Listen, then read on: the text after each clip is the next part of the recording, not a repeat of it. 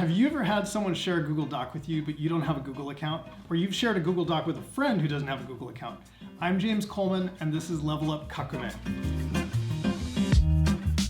If someone shares a Google Doc with you or invites you to a Google site and you're not already a Google user, there's a super easy way to use your existing email address.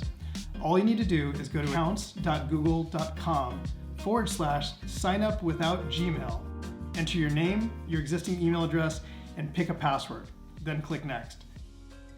Next, you'll receive an email with a code to confirm your email address is real. Copy paste the code, then click Verify.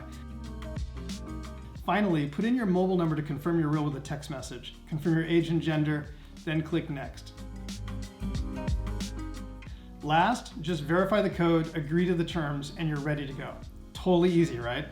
If this was helpful, share it. For more tips, subscribe and follow us. To get in touch, hit us up on Twitter and Instagram. This is Level Up Kakume, and you've just been leveled up.